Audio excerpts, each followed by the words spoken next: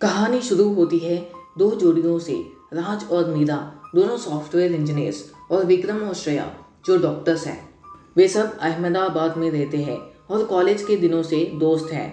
उन्होंने डिसाइड किया कि वे सूरत जो अपनी बीचेस के लिए जाना जाता है एक वीकेंड ट्रिप करेंगे। उन्होंने डुमास बीच चुना जो अपने ब्लैक सैंड और मिस्टिकल ऑरा के लिए फेमस है। भूत प्रेत की कहानियों से अनजान वे अपने बीच ट्रिप के लिए एक्साइटेड है। वे दोपहर में सूरत पहुंचते हैं और एक नियर बाय होटल में चेक इन करते हैं। फ्रेश होकर वे सीधे डुमास बीच पर चले जाते हैं। वे ब्लैक सैंड की सुंदरता से जो अजूरे सी के साथ कॉन्ट्रास्ट कर रही थी मेस्मराइज्ड हो जाते हैं। वे दिन भर बीच वॉलीबॉल खेलते हैं, सैंड कैसल्स बनाते हैं और सी ब्रीज का आनंद लेते हैं। शाम होने पर वे बोनफायर जलाते हैं और कहानियां शेयर करने लगते हैं। एक बूढ़ा आदमी, एक लोकल, उन्हें बोनफायर देखकर उनके पास आता है। वो अपना परिचय बाबू बाई के रूप में देता है, एक फिशरमैन जो नियर बाय रहता है। बाबू बाई उन्हें सूरज डूबने के बाद बीच की हॉन्टेड रेपुटेशन के बारे में चेतावनी देता है। वो लोकल्स द्वारा रिपोर्टेड स्ट्रेंज नॉइसेस और गोस्ट साइटिंग्स की कहानियां सुनाता है। कपल्स जो मॉडर्न है इसे अंधविश्वास के रूप में हंसी उड़ाते हैं। कपल्स बाबू बाई को वहां से जाने के लिए कहता है और वो बोनफायर का मजा लेता है। बाबू बाई उन्हें मिडनाइट से पहले बीच छोड़ने की चेतावनी देकर चला जाता है। कपल्स एंजॉय करने लगते हैं।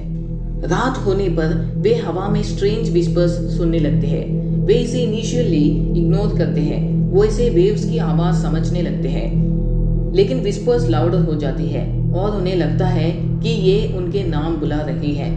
वे अपने आसपास एक स्ट्रेंज प्रेजेंस महसूस करने लगते हैं। अचानक उनकी बोनफायर बुझ जाती है, उन्हें कंप्लीट डार्कनेस में छोड़ देती है। वे फायर फिर से जलाने की कोशिश करते हैं, लेकिन उनके सारे अटेम्प्ट्स फेल हो जाते हैं। वे डिसाइड करते हैं कि पैकअप करके अपने होटल वापस जाएं। जब वो वापस जाने लगते हैं तब वो रियलाइज करते हैं कि वो लॉस्ट हो गए और वापस का रास्ता नहीं ढूंढ पा रहे हैं। उन्हें लगता है कि वो सर्कल्स में चल रहे हैं, बीच कभी खत्म ही नहीं होता। वो नोटिस करते हैं कि उनके फ़ोन बैटरीज मिस्टीरियसली ड्रेन हो गई हैं। जब वो रियलाइज करते हैं कि वे शायद हॉन्टेड बीच पर अटके हुए हैं तो पैनिक शुरू हो जाता है। वो डिसाइड करते हैं कि ये एक साथ स्टिक करें और एक डायरेक्शन में चलते रहे। उम्मीद करते हैं कि वापस का रास्ता मिल जाएगा। जब वो चलते हैं उन्हें लगता है कि कोई उन्हें फॉलो कर रहे हैं। वो सॉफ्ट फुटस्टेप्स सुनते हैं अपने पीछे, लेकिन जब वो टर्न अराउंड करते हैं तो कोई नहीं दिखता। अचानक Shreya feels a cold hand touch on her shoulder. वो चिल्लाती है और वो सब भागते हैं। वो फाइनली डिस्टेंस में एक लाइट देखते हैं और उसकी तरफ रन करते हैं। वो बाबू बाई का हट है जो उनके लिए बाहर लैंटर्न छोड़ गया था। रिलीव्ड वो उसका डोर नॉक करते हैं और अपना ऑर्डियल एक्सप्लेन करते हैं। बाबू बाई उन्हें अंदर आने देता है और उन्हें रात के लिए शेल्टर ऑफर करता है।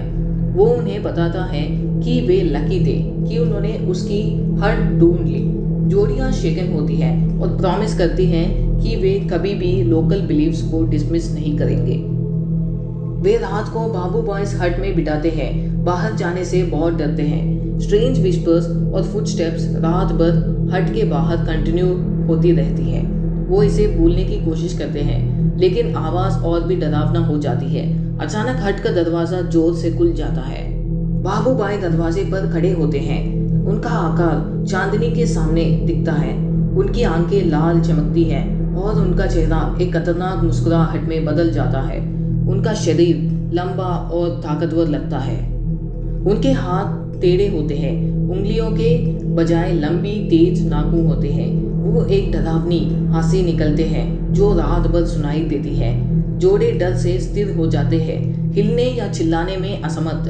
बाबू बाई हट में प्रवेश करते हैं। उनकी उपस्थिति कमरा भर देती है। वो उन्हें बताते हैं कि वो डुमास बीच का भूत है। उन्होंने एक सीधे साधे बूढ़े आदमी का रूप लिया उन्हें अपने जाल में फंसाने के लिए।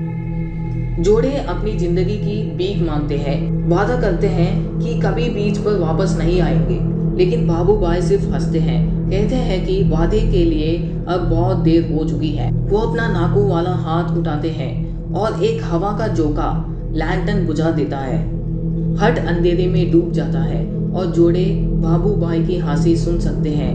वो उनके ठंडे गीले हाथों को एक एक करके उन्हें पकड़ते हुए महसूस करते हैं। वो चिल्लाते हैं और लड़ते हैं, लेकिन उसका पकड़ बहुत मजबूत होता है। एक एक करके वो अपनी जान जाते हुए महसूस करते हैं। राज, मीरा, विक्रम और श्रेया जमीन पर गिर जाते हैं बेजान। डुमास बीच सुनसान छोड़ दिया जाता है। उसका काला रेत मानव पैरों से छुआ नहीं जाता है। हवा की सिसकियां और तूफानी लहरें ही सुनाई देती है। उस भयानक रात की याद गांव वालों को परेशान करती रहती है। दोस्तों की हंसी और चिल्लाने की आवाज अब भी तूफानी रातों में सुनाई देती है। बीच एक डर और रहस्य का प्रतीक बन जाता है। तो दोस्तों, आज की कहानी यही तक है।